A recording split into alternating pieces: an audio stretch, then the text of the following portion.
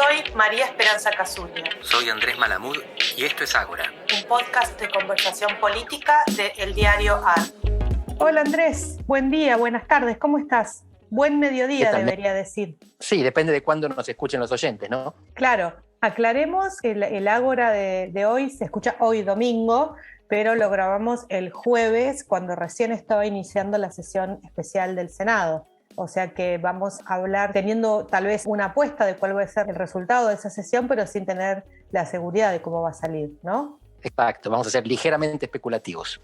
Claro, la sesión especial del Senado, donde se está tratando para dar la sanción definitiva, o sea, la última media sanción al proyecto del acuerdo con el FMI que ya fuera aprobado en su media sanción en diputados hace unos días, la semana pasada.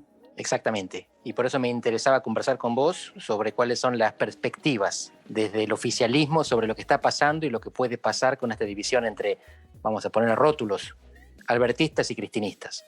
Sinceramente, ¿qué está pensando el oficialismo? No lo sé, me parece que es un momento de cierto desconcierto, la verdad. Yo lo que yo veo es un conjunto de actores que están como presos en una dinámica en el cual es vista como intolerable que se rompa abiertamente el frente de todos, pero también es vista como imposible llegar a una solución de gobierno conjunto mejor a la que hay ahora, ¿no? Es una especie de todos los escenarios son imposibles o intolerables. Exactamente, sí. Y acá me interesa destacar una carta en la que tuviste alguna participación, aunque nosotros sabemos que esas cartas uno participa en un colectivo y no siempre está de acuerdo con la línea fina. Es una carta que fue llamada de los intelectuales que buscaban un camino intermedio, y me pareció que la frase más interesante de esta carta fue aquella que apelaba a la moderación por su capacidad transformadora en ciertos momentos históricos, sugiriendo que la radicalización en esos momentos es una fuerza conservadora. Pero te quería hacer esta comparación, a ver si te parece. Hubo un documento importante en la política argentina que fue el de Parque Norte, que en la década del 80 un grupo de intelectuales también escribe para Alfonsín, donde planteaban cuál era el trípode sobre el cual se tenía que sostener el desarrollo y el progreso argentino. Y hubo una crítica que le hizo Atilio Borón en ese momento, una crítica que en su momento me molestó mucho, pero que tenía razón. Él decía, ¿dónde están los actores?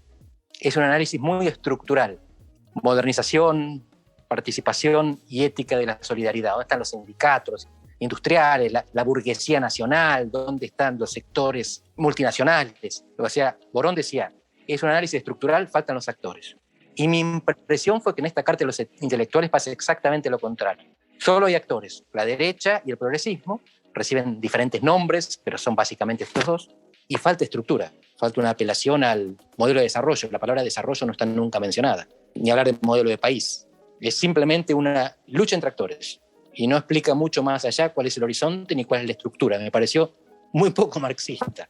No sé cómo la viste vos. Sí, bueno, puede ser, qué sé yo. La política argentina, para empezar, parece haber entrado en un estadio muy epistolar, ¿no? Estilo Las relaciones peligrosas, podríamos decir. Tal vez la mayor novela epistolar de la historia. Abundan las cartas, los videos, las cartas abiertas, las proclamas. Por otro lado, la política argentina siempre es abundante en este tipo de pronunciamientos, ¿no? Y es algo que diferencia, y yo creo que es algo que hay que reivindicar de una palabra que a mí me genera mucho ruido, que es la palabra intelectualidad o intelectuales. Yo nunca me reivindicaría como una intelectual. Soy, qué sé yo, por suerte, digamos, me parece que es una idea muy datada, ¿no? Pero sin embargo hay que reivindicarlo. Creo que en otras esferas públicas no es así. Las personas que trabajamos pensando ciertos problemas, que sabemos ciertas cosas y que ignoramos, por lo menos en mi caso, muchas más cosas, tenemos una voluntad de tratar de incidir en algunos debates públicos. No tenemos miedo tal vez de quedar en posiciones que pueden ser un poco incómodas o simplemente, digamos, que te vuelven vulnerable porque asumís estas posiciones. Y esto siempre ha sido así. Y por todos lados, ¿no? Vos y otros colegas que yo aprecio mucho firmaron una carta apoyando al gobierno de Mauricio Macri en julio del 2019. Y como digo, y esto forma parte de una tradición de compromiso público de cierta parte de lo que podemos llamar la intelectualidad, entre muchas comillas, de Argentina, de participar en el debate, de marcar ciertas posiciones. Al mismo tiempo tengo que decir esto, que esas cartas, e incluyendo el discurso de Parque Norte, e incluyendo, creo yo, ese manifiesto de apoyo a Cambiemos en julio del 2019, en general tienen muy poco impacto en lo que hacen los gobiernos y en la opinión pública, ¿no? No sé qué pensás vos, digamos, se hacen como Lo una mismo. de intento de aportar o ciertas discusiones, pero también no deja de ser que nos leemos un poco entre nosotros, no sé qué te parece. Me alegra muchísimo que traigas esta discusión sobre el concepto de intelectual, porque no podría estar más de acuerdo. Mi definición de intelectual es una persona que sabe mucho de un tema y entonces pontifica sobre otros temas. Nosotros tenemos una profesión como cualquier otro, esta profesión se puede generalizar como académicos, somos personas a sueldo de la universidad. Cuando participamos en el debate público somos militantes, no hay por qué esconderlo. Lo que estamos haciendo es militancia.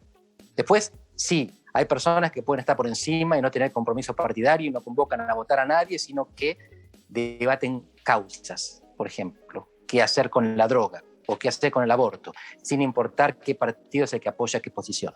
A eso sí los podemos llamar intelectuales y no creo que les moleste, algunos se enorgullecen del rótulo. Pero en nuestro caso, creo que somos académicos cuando trabajamos de lo que nos pagan y militantes cuando hacemos lo que nos gusta.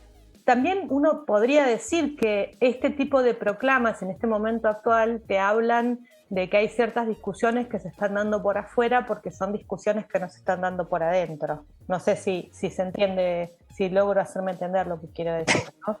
O sea, y que también hablan del hecho de que no solamente en el Frente de Todos están muy en crisis los mecanismos de coordinación, sino que también están en crisis, creo yo, los mecanismos de debate interno, ¿no? Así como es probable que en julio del 2019 estuvieran en crisis ciertos mecanismos de debate interno adentro de Cambiemos, digamos. Son momentos en los cuales se multiplican las posiciones divergentes justamente por esto, porque si hubiera un liderazgo claro y un proyecto claro que ordenar estas discusiones, no habría este festival de cartas, etcétera, etcétera. Sí, y es más fácil debatir cuando se está en la oposición, porque cuando se está en el gobierno hay que ejecutar. Esta carta yo la leí como una plegaria a Cristina para que no rompa.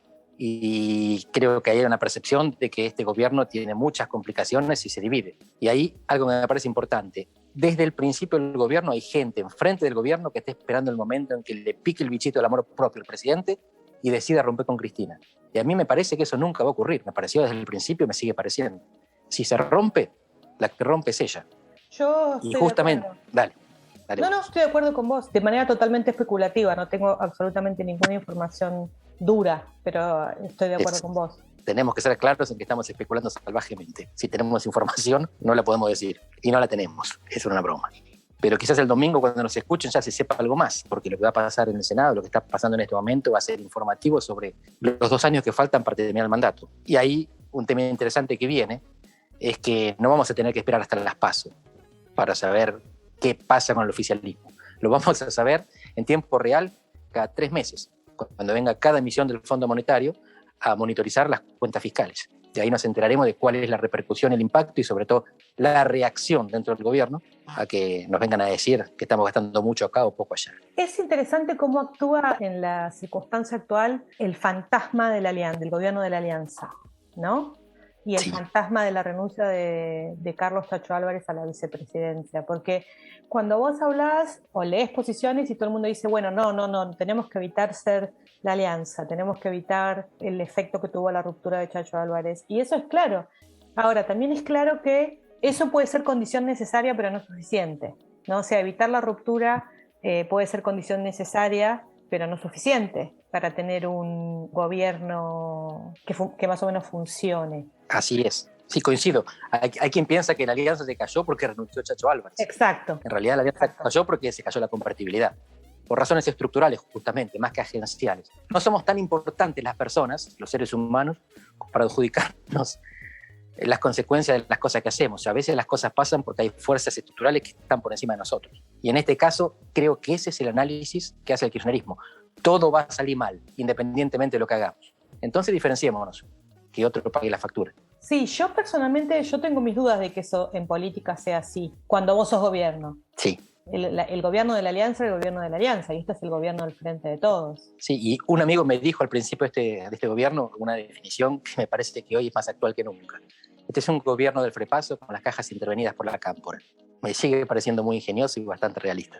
Sí, yo creo que hay otros actores, ¿no? Después podemos hablar en otro momento, digamos. Hay actores que no son ni albertismo, por decirlo como decíamos al inicio, digamos, hay sindicatos, hay gobernadores, hay movimientos sociales, actores que ya lo hemos hablado en esta columna varias veces, en este podcast, que no se, digamos, la Liga de Gobernadores no existen, tienen dificultades de coordinación, no son un bloque homogéneo y con un único liderazgo, como sí lo es el bloque que se referencia en la vicepresidenta, pero están ahí. Pero como digo, si me pidieran que resumiera este gobierno en este momento en una palabra, diría un momento de mucho desconcierto, para afuera y para adentro también. Clarísimo. Y anoto desconcierto y anoto el tema de los gobernadores porque me parece que a partir de fin de año van a dar la nota del año que viene. No porque se pongan en bloque a favor o en contra del gobierno, sino porque van a ir desdoblando todas las elecciones y van a definir un calendario que le va a dar ritmo y va a calentar el ambiente para la final, para la presidencial. Pero en función de este desdoblamiento del calendario electoral se va a definir, creo yo, la unidad o división del Frente de Todos. Quedémonos agendados para la próxima charla y además ya vamos a saber ahí muy bien qué pasó con la votación, así que vamos a tener tema seguro. Listo, quedamos así. Abrazo Andrés, chao. Beso grande. Chao, Mec.